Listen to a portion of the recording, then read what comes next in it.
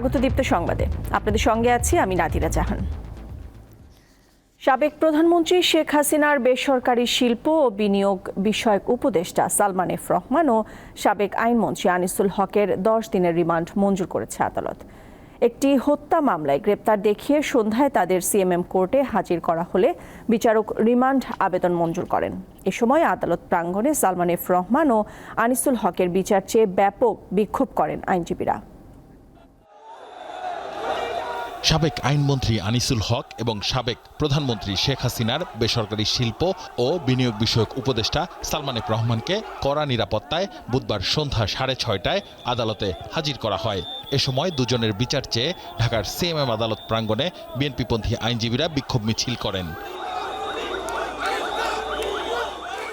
বৈষম্য বিরোধী ছাত্র আন্দোলনের কর্মসূচি চলাকালে গত 16 জুলাই ঢাকা কলেজের সামনে সংঘর্ষে নিহত হয় দুজন। তাদের একজন ঢাকা কলেজের শিক্ষার্থী সবুজ আলী এবং অন্যজন হকার শাহজাহান।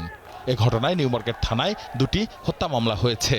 এর মধ্যে শাহজাহান হত্যার ঘটনায় ইন্ধনদাতা হিসেবে আনিসুল হক ও সালমান এফ রহমানকে গ্রেপ্তার করা হয়। আদালতে পুলিশ 10 দিনের রিমান্ড আবেদন করে।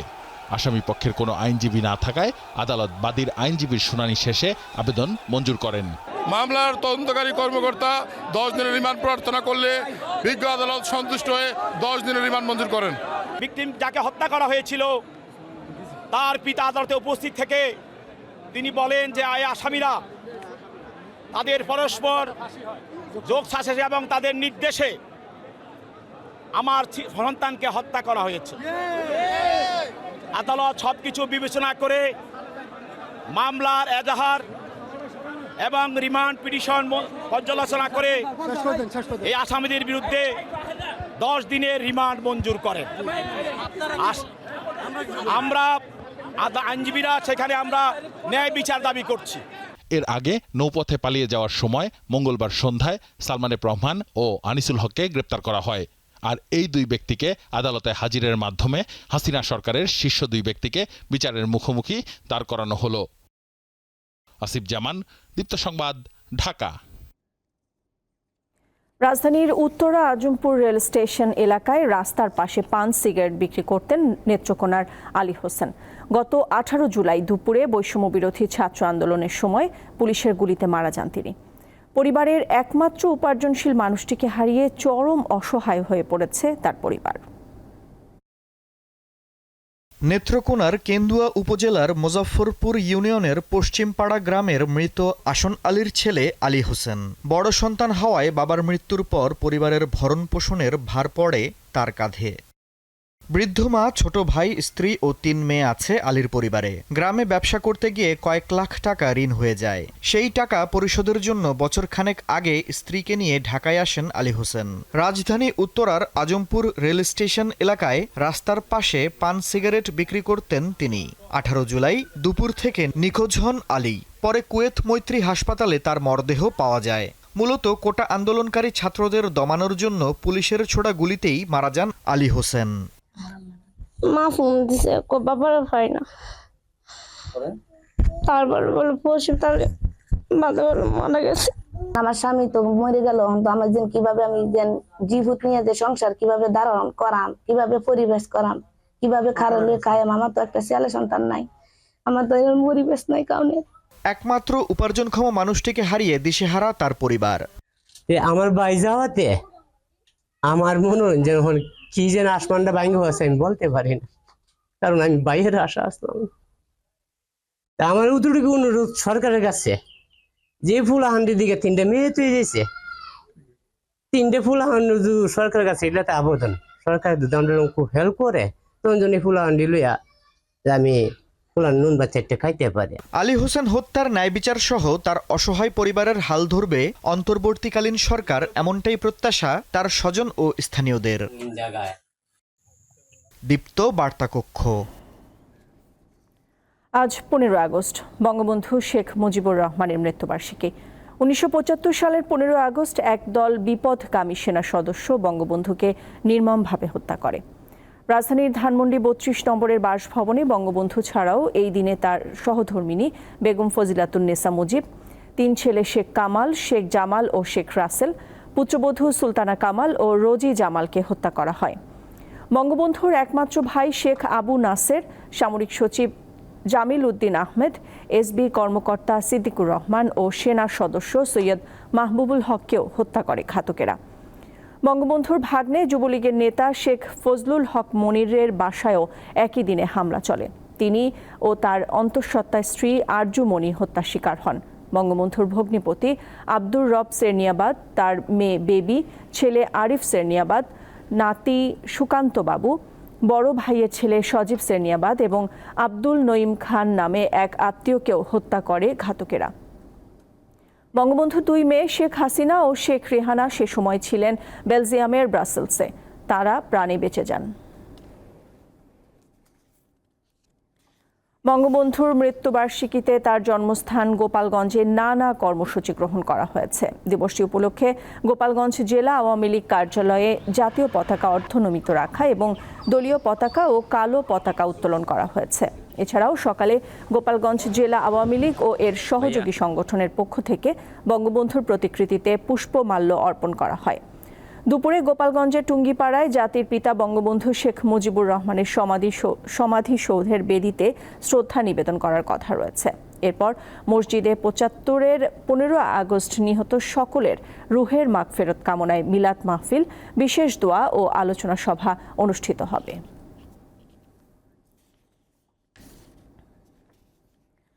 সাভারে ব্যাংকে ডাকাতির চেষ্টার অভিযোগে একজনকে আটক করা হয়েছে। বুধবার রাতে সাভার পৌর এলাকার বাজার রোডে জনতা ব্যাংকে এই ঘটনা ঘটে।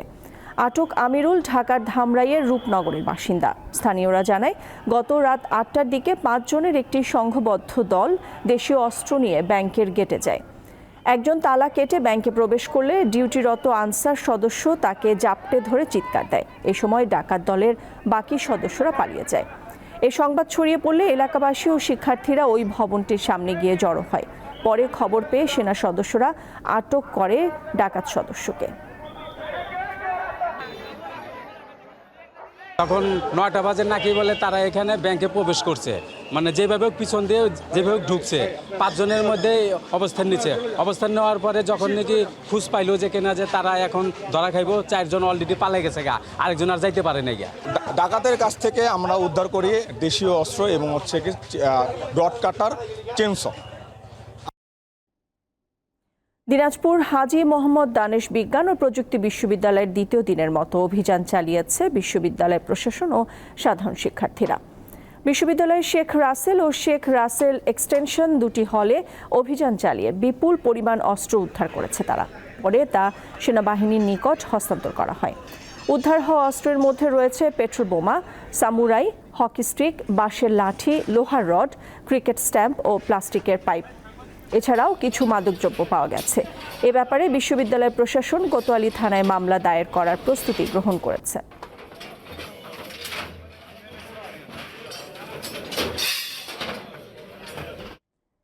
নওগাঁয় নদী ও বিল বেষ্টিত উপজেলা আত্রাই। সেখানে আত্রাই নামের সমস্যাপাড়া ফেরিঘাট এবং ছোট যমুনা নদীর 8 গ্রাম ভূপনার ঘাটে সেতুর অভাবে এখনও নৌকায় ভরসা।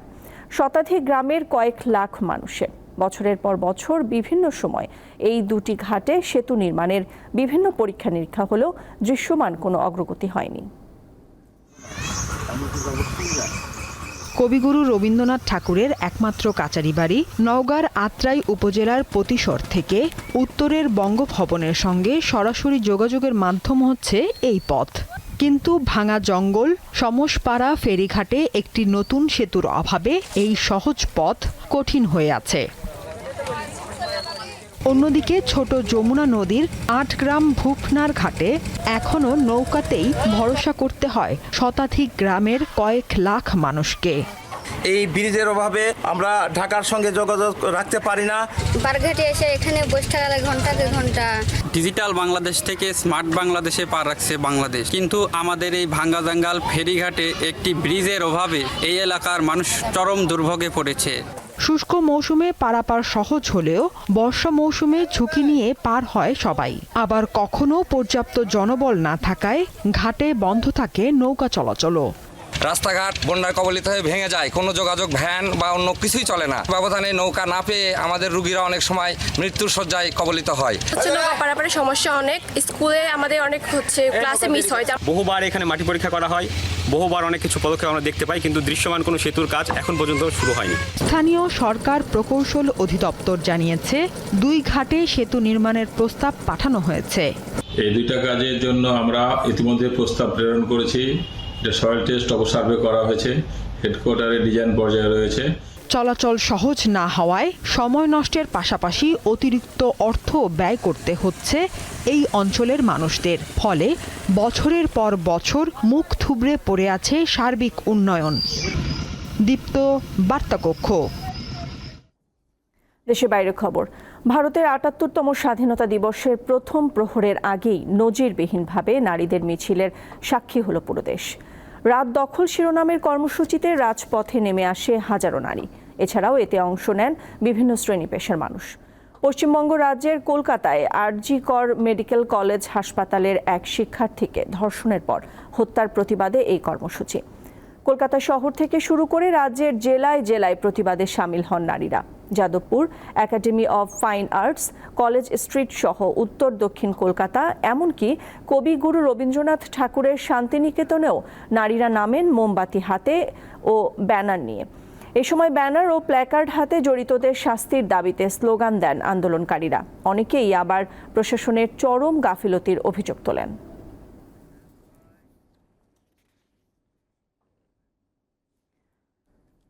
খেলার খবর। বৈষম্য বিরোধী ছাত্র আন্দোলন নিয়ে কোনো মন্তব্য না করায় শুরু থেকেই সমালোচনা পড়া মাশরাফি বিন মুর্তজা নিরাপত্তা ভেঙে জানিয়েছেন, খেলোয়াড় হিসেবে জয়ী হলেও রাজনীতির মাঠে ব্যর্থ তিনি।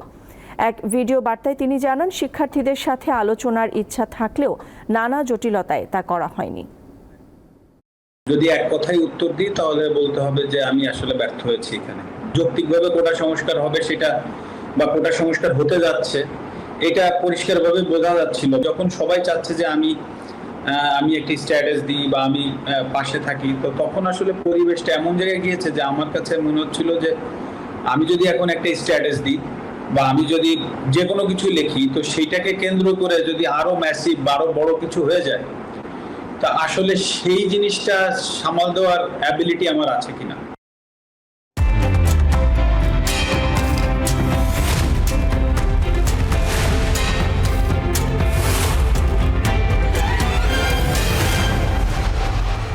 দর্শক, এবার এক নজরে দৈনিক পত্রিকার শিরোনামগুলো আপনাদেরকে জানিয়ে দিতে চাই। আমার হাতে শুরুতেই রয়েছে দৈনিক ইত্তেফাক পত্রিকা।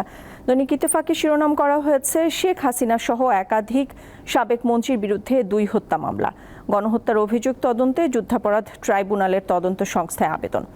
এছাড়াও পাশাপাশি শিরোনাম করা হয়েছে, বৈষম্য বিরোধী ছাত্র আন্দোলনের পদযাত্রা, আওয়ামী দোসররা আবার কু করার ষড়যন্ত্র করছে। এবার আমার হাতে রয়েছে দৈনিক প্রথম আলো পত্রিকা। দৈনিক প্রথম আলোর শিরোনাম করা হয়েছে, আন্তর্জাতিক অপরাধ ট্রাইব্যুনালে হত্যাকাণ্ডের বিচারের উদ্যোগ। এছাড়াও পাশাপাশি 10 দিনের রিমান্ডে আনিসুল হক ও সালমান এফ রহমান, এই শিরোনামেও প্রতিবেদন রয়েছে। এবার আমার হাতে রয়েছে দৈনিক সমকাল। দৈনিক সমকালের শিরোনাম করা হয়েছে, হত্যা মামলায় রিমান্ডে Salman Anisul, bulletproof helmet ও ভেস্ট পরিয়ে আদালতে হাজির করা হয়। আপনারা দেখতেই পাচ্ছেন ছবি সহকারে এই প্রতিবেদনটি করা হয়েছে। পাশাপাশি শেখ হাসিনার বিচার হবে ট্রাইব্যুনালে, এই প্রতিবেদনেও এই শিরোনামেও একটি প্রতিবেদন করা হয়েছে। আজ বঙ্গবন্ধুর 49তম শাহাদাত বার্ষিকী, এই শিরোনামেও একটি প্রতিবেদন রয়েছে। দৈনিক যুগান্তরের শিরোনাম করা হয়েছে, শিক্ষার্থীদের আন্দোলনে হকার শাহজাহান হত্যা মামলা, সালমান আনিসুল রিমান্ডে। দুজনকে 10 দিনের রিমান্ডে নেওয়া হয়েছে। এছাড়াও প্রতিবেদন রয়েছে, শেখ হাসিনার বিরুদ্ধে আরও 3 মামলা, গণহত্যার বিচার ট্রাইব্যুনালে। এবার আমার হাতে রয়েছে দৈনিক কালের কণ্ঠ। কালের কণ্ঠেও শেখ হাসিনার বিরুদ্ধে গণহত্যার তদন্ত শুরু, এই শিরোনামের প্রতিবেদন করা হয়েছে। ভিন্ন আবহে 15 আগস্ট আজ, এই শিরোনামেও একটি প্রতিবেদন রয়েছে। এবার আমার হাতে রয়েছে দৈনিক বণিক বার্তা। আওয়ামী লীগের শাসন 2009 থেকে 2024 দানবিক রাষ্ট্রের কারিকর, এই শিরোনামে বণিক বার্তায় প্রতিবেদন করা হয়েছে। এছাড়াও আজ 15 আগস্ট, শেখ মুজিব হত্যায় যুক্তরাষ্ট্রের হাত, গুজব ছড়িয়েছিল ভারত থেকে, এই শিরোনামে বণিক বার্তায় প্রতিবেদন রয়েছে। দর্শক, এই ছিল আমার কাছে আজকে দৈনিক পত্রিকার শিরোনামগুলো। এই সাথে শেষ করছি এখনকার মতো। আমাদের পরবর্তী সংবাদ বেলা 12টায় দেখার আমন্ত্রণ রইল। এছাড়া আরও তথ্য ও বিনোদনের খবরাখবর জানতে চোখ রাখুন দীপ্ত ডিজিটাল প্ল্যাটফর্মগুলোতে। সাথে থাকার জন্য ধন্যবাদ সবাইকে।